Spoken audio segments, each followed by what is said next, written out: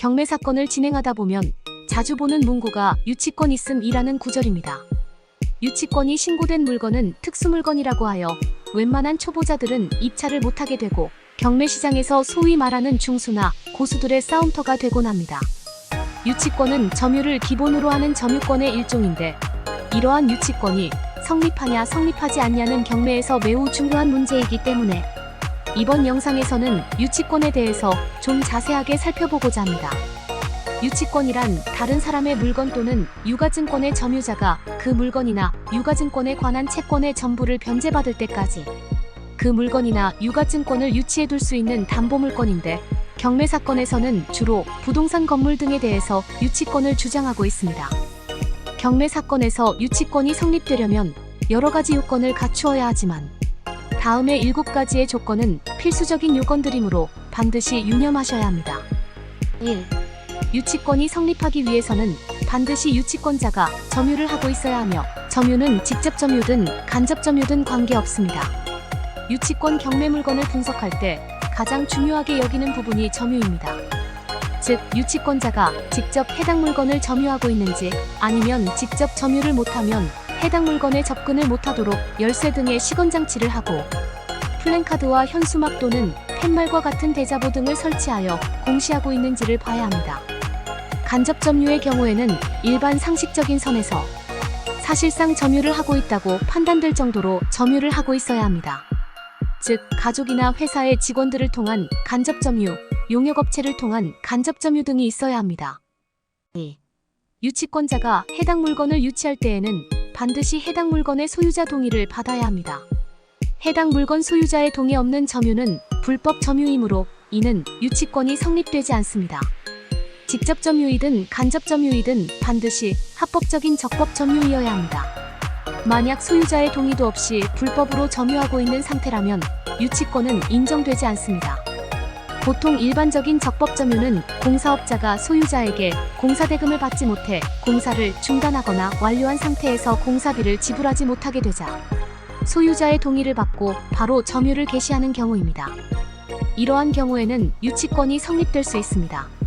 하지만 해당 물건을 점유하면서 소유권자와 유치권자가 서로 다툼이 있어 소유권자의 동의를 얻지 못하고 불법으로 점유를 개시하게 되면 유치권이 인정될 수 없습니다. 또한 적법으로 점유하다가 소유자의 동의를 얻지 않고 다른 사람에게 임대를 하면 이 또한 불법 점유가 되어 유치권은 깨지게 됩니다. 3. 유치권자는 반드시 경매 개시 결정 이전부터 해당 물건을 점유하고 있어야 합니다. 경매 기입 등기 이후에 점유하는 것은 유치권이 성립되지 않습니다.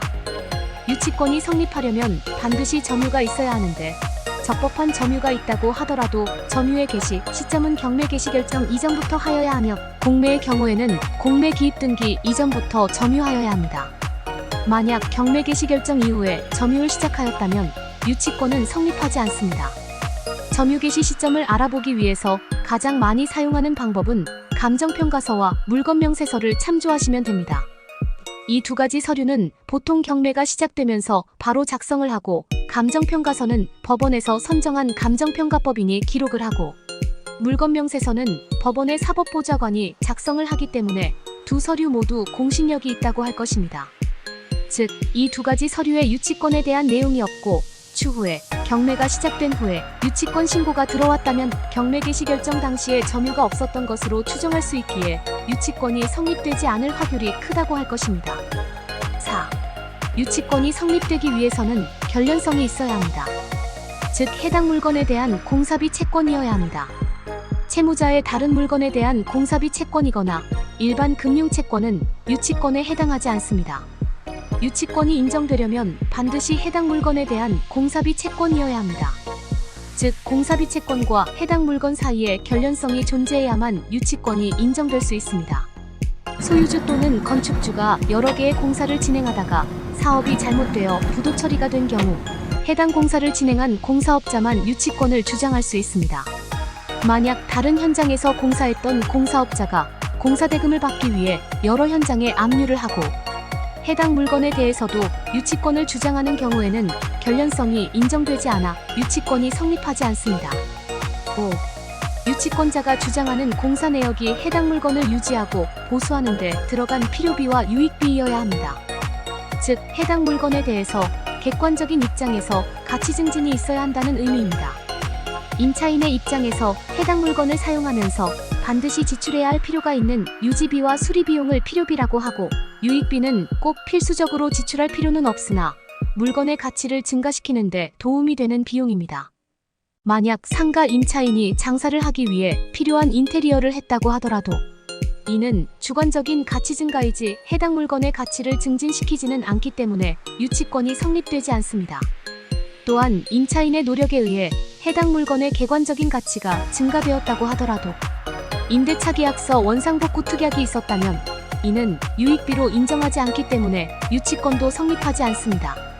만약 필요비와 유익비를 소유자가 주장한다면 이러한 경우에도 유치권은 성립하지 않습니다. 6. 채권의 변제기가 도래했어야 합니다. 변제기가 도래하지 않은 것은 채권 자체가 불성립이기 때문에 유치권이 성립될 수 없습니다. 유치권이 성립하기 위해서는 반드시 피담보 채권이 존재해야 합니다. 그런데 그 피담보 채권의 변제기가 도래하지 않았다면 채권자 입장에서는 채무자에게 청구를 할 수 없기 때문에 유치권이 성립될 수 없습니다. 경매 물건의 공사업자가 건축주와 계약을 하면서 준공된 후 공사비를 지급한다고 약정한 경우에는 채권의 변제기가 도래하지 않았기 때문에 유치권이 성립하지 않습니다.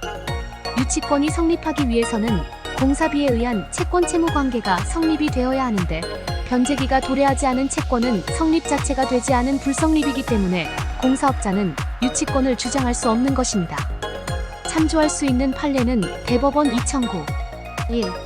15 선고 2008-7만 763 판결 등입니다. 대법원에서는 유치권은 민법 제320조에 따라 그 목적물에 관하여 생긴 채권이 변제기에 있는 경우에 비로소 성립하고, 한편 채무자 소유의 부동산에 경매 개시 결정의 기입 등기가 맞춰져 압류의 효력이 발생한 후에 유치권을 취득한 경우에는 그로써 그 부동산에 관한 경매 절차에 매수인에게 대항할 수 없다고 판시하였습니다. 7. 채권의 소멸시효가 완성되지 않아야 합니다. 유치권 자체는 소멸시효에 걸리지 않지만 담보물권의 부종성으로 채권이 시효로 소멸하면 유치권도 함께 소멸한다는 의미입니다. 공사비 채권의 경우 일반적으로 소멸시효가 3년이기 때문에 공사를 한 후 3년이 지난 공사비 채권은 소멸될 수 있고, 이렇게 소멸된 채권을 기초로 하여 주장하는 유치권은 성립되지 않습니다. 위에서 설명한 바와 같이 유치권이 성립하기 위해서는 반드시 피담보 채권이 존재해야 하는데, 채권이 이미 소멸되었다면 이는 부종성으로 인해 함께 소멸한다고 할 것입니다. 즉, 유치권 자체는 점유함으로써 발생하는 권리이므로 소멸하지 않지만 유치권의 근간이 되는 채권의 시효는 계속 진행하므로 공사대금 청구 소송이나 채권가 압류 등으로 소멸시효를 중단시키지 않는다면 소멸시효로 인해 유치권은 성립하지 않게 됩니다. 경매 유치권 대한 법률 상담은 02-597-3650으로 전화주세요.